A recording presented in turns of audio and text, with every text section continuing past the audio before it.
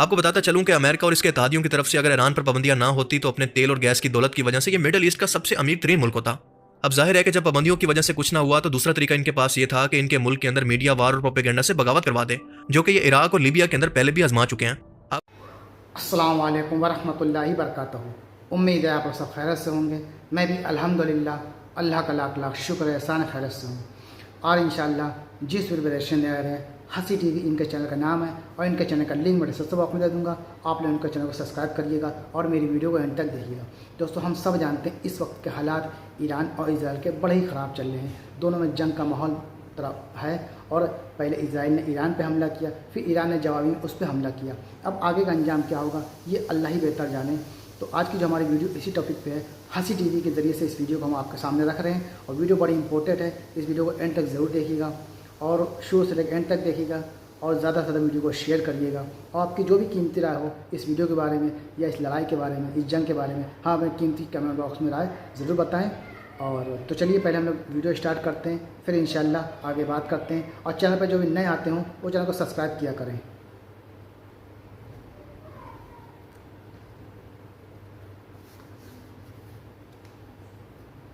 आपको बताता चलूं कि अमेरिका और इसके इत्तेहादियों की तरफ से अगर ईरान पर पाबंदियां ना होती तो अपने तेल और गैस की दौलत की वजह से ये मिडिल ईस्ट का सबसे अमीर तरीन मुल्क होता।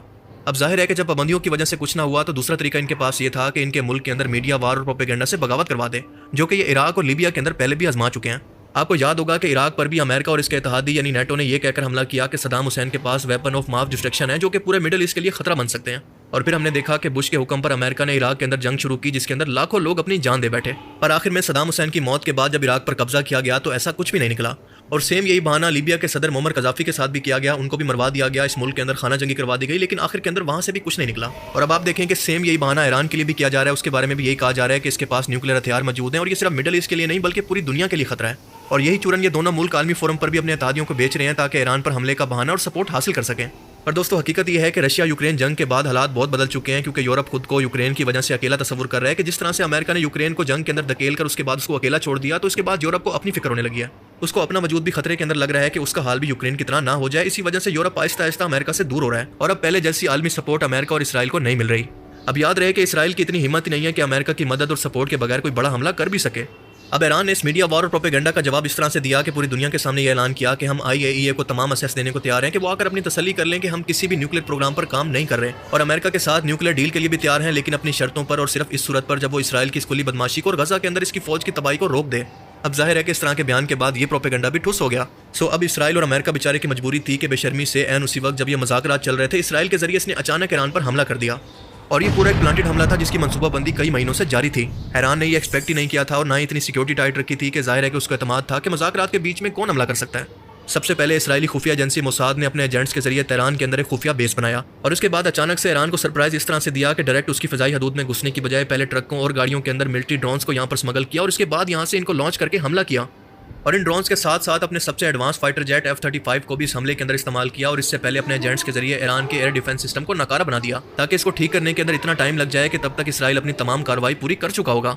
और इस हमले के अंदर ईरान का सबसे बड़ा टारगेट थे इसकी मिलिट्री लीडरशिप और इसकी अंडरग्राउंड मौजूद और सामने मौजूद न्यूक्लियर फैसिलिटीज, इन पर हमला करके इनको तबाह करना, इसके साइंटिस्ट को, टॉप मिलिट्री लीडर्स को और पॉलिटिकल लीडर्स को उड़ाना। और इसने ये काम कर भी दिया। जुमा के दिन सुबह 4 बजे के करीब इसराइल ने ईरान पर 5 मरहलों के अंदर बड़े पैमाने पर फिजाई हमले किए, जिनके अंदर 200 से ज़्यादा जंगी तैयारे भी शामिल थे। इन हमलों के अंदर ईरान के कम से कम 100 मकामात को निशाना बनाया गया, जिनके अंदर ईरान का सबसे अहम जोरी मरकज़ नुतज़र भी शामिल है, जो कि तेहरान से 220 किलोमीटर जनूब मशरिक के अंदर है। और यहाँ पर यूरेनियम एनरिचमेंट के लिए तकरीबन 15,000 सेंट्रीफ्यूजेस नस्ब हैं।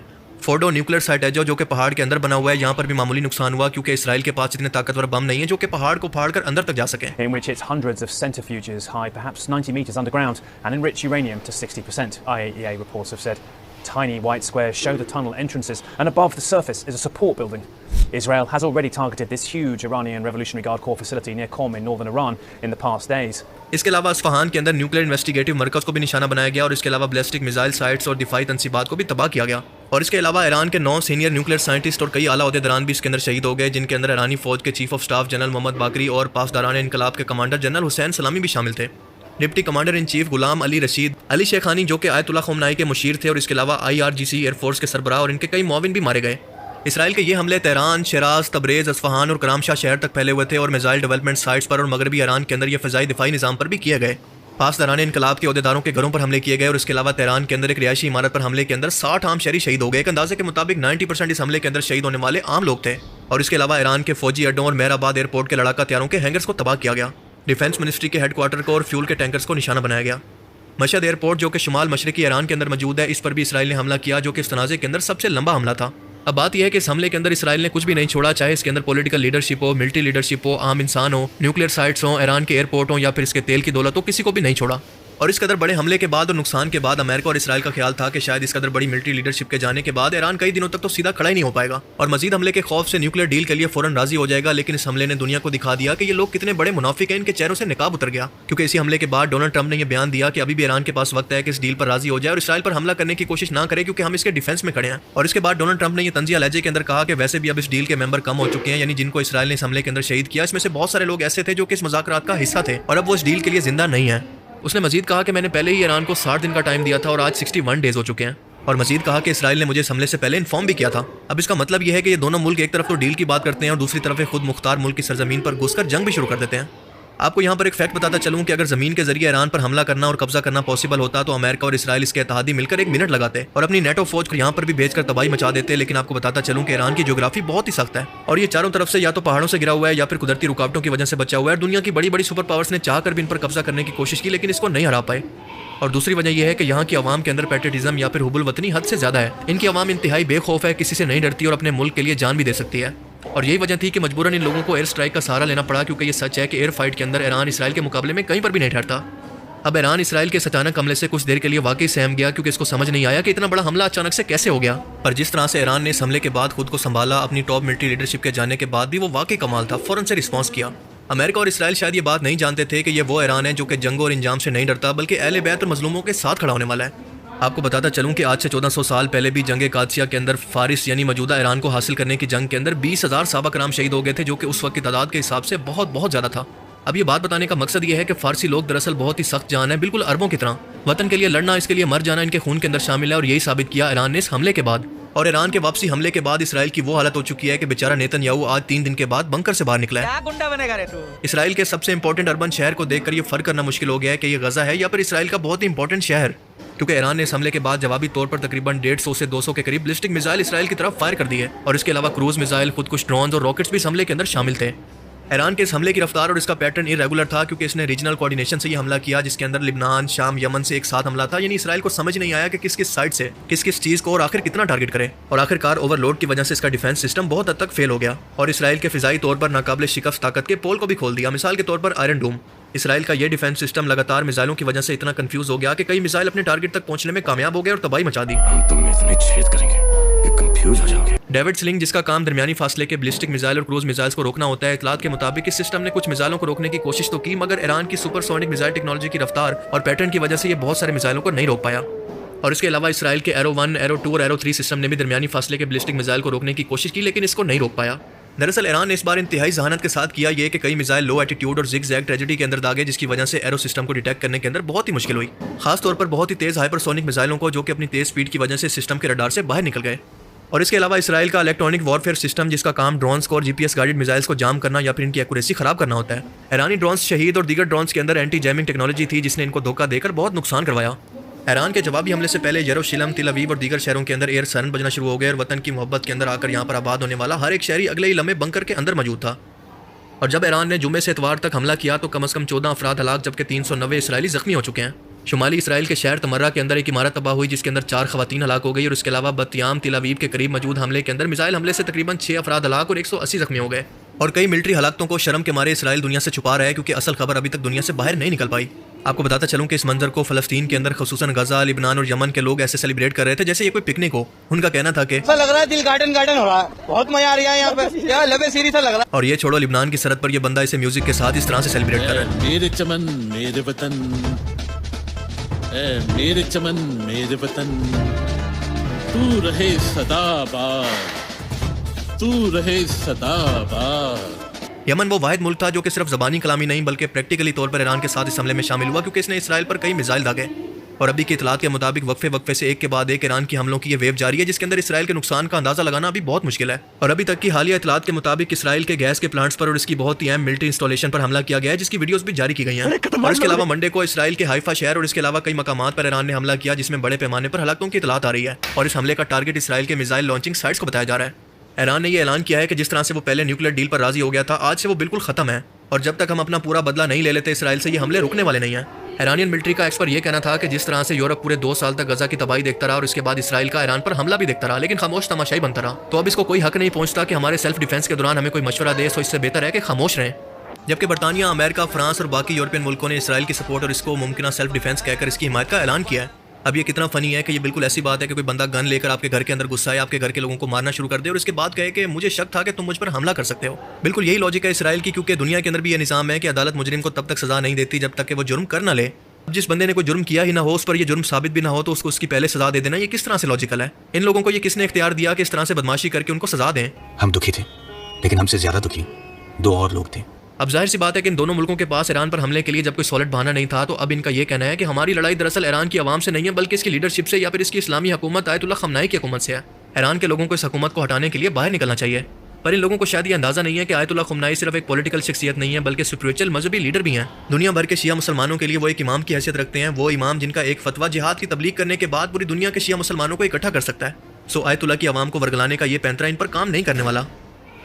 अब ईरान और इसराइल की इस जंग के दौरान मुस्लिम दुनिया का रिएक्शन इंतहाई हैरत अंगेज था, क्योंकि पाकिस्तान ने तो खुलकर ईरान की मदद और हिमायत का ऐलान किया और कहा कि वो हमारे भाई हैं, आलमी तौर पर, सफारती तौर पर और मिलिट्री तौर पर हर तरह से हम इनकी मदद करने के लिए तैयार हैं। पर दोस्तों सच ये है कि ये सिर्फ ऊपर की बातें हैं। ग्राउंड रियलिटी ये है कि पाकिस्तान तो खुद अमेरिका के IMF से कर्ज लेकर अपना मुल्क चला रहा है। पाकिस्तान के अंदर तो जो हुकूमत आती है दरअसल वो पहले अमेरिका की रजामंदी से आती है। अवाम का वोट का मैंडेट चोरी करके आने वाली हुकूमत के पास इतना इख्तियार कहाँ होता है कि वो इस तरह के बड़े फैसले कर सके। और सबसे हैरत अंगेज बयान था सऊदी अरबिया का, क्योंकि शिया सुन्नी की तफरीक से हटकर जो कि इनके दरमियान कई दहाइयों से मौजूद है, वो भूल कर मोहम्मद बिन सलमान ने ईरान की हिमायत का ऐलान किया और इसको सेल्फ डिफेंस कहा, जिसको वो सपोर्ट करता है। और शायद इसकी वजह यह है कि मोहम्मद बिन सलमान को अंदाजा हो चुका है कि अगर इसी तरह से हम शिया सुन्नी बनकर आपस के अंदर लड़ते रहे तो बहुत जल्द हमारी बारी भी आने वाली है। जबकि उर्दन ने इंतहाई बेशर्मी के साथ इसराइल की तरफ बढ़ने वाले ड्रोन्स और मिसाइल्स को अपनी स्पेस के अंदर तबाह करता रहा, जबकि दूसरी तरफ इसराइल के तैयारों को और इनके मिसाइल को अपनी स्पेस से गुजरने दिया। देखें, ये जो सूरत हाल है मुस्लिम दुनिया के लिए इंतहाई क्रिटिकल है, क्योंकि ईरान और इसराइल की जंग इस बात का फैसला करेगी कि दुनिया के अंदर मुसलमानों का मुस्तकबिल क्या होने वाला है। अगर ईरान इसी तरह से डटा रहा, न्यूक्लियर पावर बन गया और मुस्लिम दुनिया एक होकर इसके पीछे खड़ी हो गई, तो दुनिया के अंदर मुसलमानों की हुकूमत, ताकत और गलबा एक लंबे अरसे के लिए कायम हो जाएगा। और अगर ऐसा नहीं होता तो ईरान एक आखिरी रुकावट थी, जिसके बाद अगली बारी पाकिस्तान और इसके बाद सऊदी अरेबिया की भी है, क्योंकि ये हम मुसलमान हैं जो कि एक दूसरे को शिया सुन्नी की निगाह से देखते हैं। आपका दुश्मन आपको एक ही नज़र से देखता है और वो है मुसलमान, और इसी तरह से आप पर हमला करता है और आपको ख़त्म करना चाहता है। और पाकिस्तान से अमेरिका और इसराइल को खतरा इसलिए नहीं है क्योंकि वो यहाँ पर हुकूमत को कभी भी बदल सकते हैं और आवाम के वोट की यहाँ पर कोई वैल्यू नहीं है। और इसलिए मेरा गुमान ये कहता है कि आर्मी चीफ का अमेरिका का विजिट कोई बिला वजह नहीं था, बल्कि इस विजिट के अंदर भी अमेरिका की तरफ से ये ऑप्शन दिया गया होगा कि इसराइल को या तो कबूल करने के लिए लॉबिंग शुरू करो, ताकि इसके बाद सऊदी भी तुम्हें ज्वाइन कर सके, या फिर ईरान के बाद अगली बारी तुम्हारी है। और अब देखें कि इस लॉबिंग की शुरुआत तो पहले पाकिस्तान के अंदर हो चुकी है, क्योंकि इसराइल के खिलाफ और गजा के हक के अंदर आप यहाँ पर एहतजाज भी नहीं कर सकते।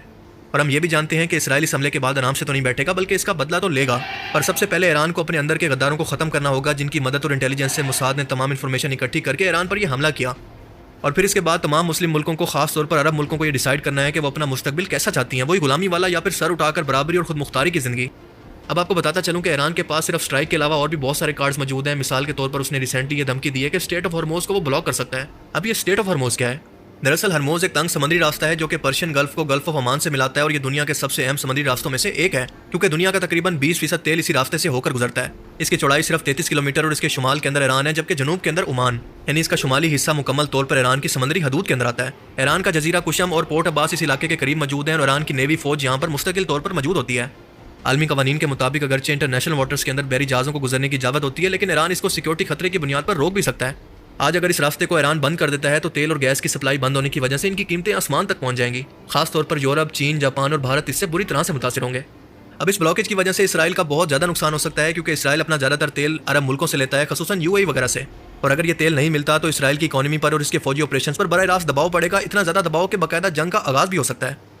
आपको ये बात माननी पड़ेगी कि इस वक्त जितनी हिम्मत और गैरत ईरान ने दिखाई है, अगर दुनिया के बाकी इस्लामिक मुल्क भी दिखा दें, खसूसन अरब, ट्रंप के आगे लेटने की बजाय ये गैरत दिखा दें, इसकी ऑयल सप्लाई को बंद कर दें, तो इसराइल सिर्फ एक दिन के लिए भी अपने पांव पर खड़ा नहीं हो सकता। और दूसरी तरफ अगर आप देख रहे हैं कि अमेरिका सिर्फ खामोश तमाशाई बना हुआ है, सिर्फ ये तमाशा देख रहा है, तो ये आपकी गलतफहमी है।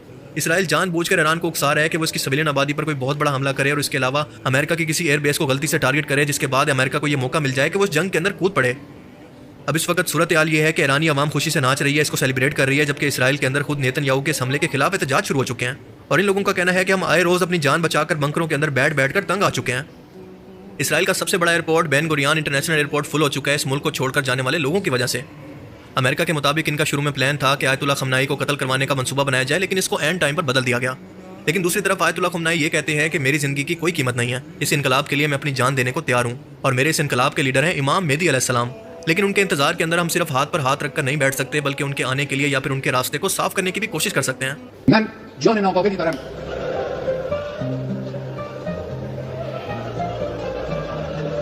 جسم ناقصی دارم اندک قابلی هم دارم که این هم خود شما به ما دادید. همه اینها رو من تحت دست گرفتم در راه این انقلاب و در راه اسلام فدا خواهم کرد. اینها هم رضای شما باشد. سید مامون و امام دعا کن برای ما. صاحب ما تویی، صاحب این کشور تویی، صاحب این انقلاب تویی. दोस्तों ये बात आपको सुनने में शायद बुरी लग सकती है, लेकिन ये हकीकत है कि बनु उमैया के खिदमत गुजार उस टाइम के अंदर भी बुज़दिल थे और आज के टाइम के अंदर भी बुज़दिल हैं, और हुसैनी उस टाइम के अंदर भी दलेर थे और आज के टाइम के अंदर भी वैसे ही दलेर हैं। और ये मिसालें आपके सामने हैं क्योंकि पूरी दुनिया के अंदर अगर किसी मुल्क ने बादशाहत का निज़ाम खत्म किया है तो वो सिर्फ ईरान की हुकूमत है, शिया मुसलमान है। बाकी अरब मुल्कों के अंदर आप देख लें कि अभी तक बादशाहत का निज़ाम कायम है, जो कि इस्लाम के निज़ाम के खिलाफ, खिलाफत के निज़ाम के खिलाफ है। जहां तक ईरान का ताल्लुक है, अगर इस वक्त तक तो सूरत यह है कि मानना पड़ता है कि अगर कुछ हिम्मत, कुछ जुर्रत का मुजाहरा किया है तो सिर्फ अहले तशय्युर ने किया है। सुन्नी मरे हुए हैं, सुन्नी बुरी तरीके से सुन्न हो चुके हैं। सुन्नियों को यह सबक पढ़ा दिया गया है, हाकिम फासिक हो, फाजिर हो, इताअत करनी है तुमने बस। इल्ला ये कि कुफ्र का हुक्म दे, उसे क्या पढ़िए कुफ्र का हुक्म देगा, वो खुद कुफ्र करेगा, वो करे महल के अंदर जो चाहे करे, तुमने इताअत ही इताअत करनी। सारे बादशाह बैठे हुए, किसी का बाल बिका नहीं हुआ। ईरानियों ने उठा के शहनशाह को फेंका, भगाया वहां से, और उसे जो है अमेरिका तक ने बना देने से इनकार कर दिया। ये हाल किया उन्होंने, दिखाई ना कुछ हिम्मत जरूरत। इस वक्त भी एक ही मुल्क है जो डट कर बात कर रहा है इसराइल के खिलाफ, वही मुल्क मुसलमान। और दूसरी बात यह सच है कि इमाम मेहदी अलैहिस्सलाम के ज़हूर की बहुत बड़ी निशानी यह है कि इनके आने से पहले मुसलमानों के अंदर शिया सुन्नी फसादात, फिरकावारियत से ये लोग आज़ाद होकर एक हो जाएंगे। जब खामनाई किबला ने ये तय कर दिया, जो हमारा गिला था अहले सुन्नत का कि असहाबे रसूल पर ये तबर्रा बोलते हैं, उन्होंने इसको सख्त हराम करार दे दिया। फिर भी अगर कोई सुन्नी स्टेज पर इस तरह की हर्जा सराही करे तो उससे बड़ा कायनात में झूठा कोई नहीं। किसने हक दिया है इस एक सच्चाई को जिसने क़याम अमन के लिए एक कुलीदी किरदार अदा किया है? आज हम मिल बैठे हैं उसी 1.5 सतर के फतवे की रोशनी में मिल बैठे हैं। इससे पहले हमारी सूरत हाल क्या थी? और दूसरी निशानी ये होगी कि इमाम मेहदी अलैहिस्सलाम की आमद के बाद काले झंडों की जमात खुरासान मुल्क से निकलकर इमाम मेहदी का साथ देने के लिए यरूशलेम या फिर एलिया के अंदर अपना पड़ाव करेगी। उस जमात के बारे में बयान होता है कि वो काले झंडे की जमात होगी जिसका रास्ता कोई भी दुनिया की ताकत नहीं रोक पाएगी। आपको बताता चलूं कि खुरासान उस जमाने के अंदर ईरान, पाकिस्तान, अफगानिस्तान का कुछ हिस्सा था। यहाँ तक कि ईरान के एक सूबे का नाम आज भी खुरासान है, और हदीस मुबारक के अंदर मौजूद एलिया या फिर यरूशलेम आज भी इसराइल के कंट्रोल के अंदर है। और ईरान इसराइल की जंग इसी बड़े मार्के की तरफ इशारा कर रही है, जिसके बाद गैर मुस्लिम कौमें इत्तेहाद बनाकर मुसलमानों के खिलाफ इकट्ठा हो जाएंगी। और आज के टाइम के अंदर काफिरों के इस इत्तेहाद वाली जमात को आप नेटो कह सकते हैं, जबकि मुसलमानों की क़यादत उस टाइम के अंदर इमाम मेहदी अलैहिस्सलाम करेंगे।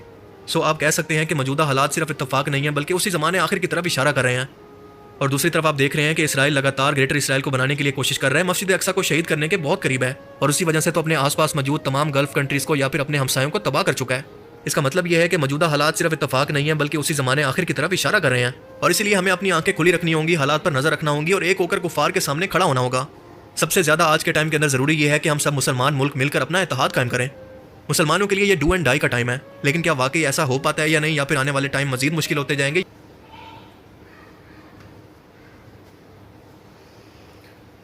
तो दोस्तों, ये था हमारा एक्शन जो आपने देखा ईरान और इजराइल के बारे में। दोस्तों, जंग का जब माहौल ऐसा होता है तो चाहे वो दूसरा मुल्क हो चाहे ये मुल्क हो, नुकसान दोनों को होता है।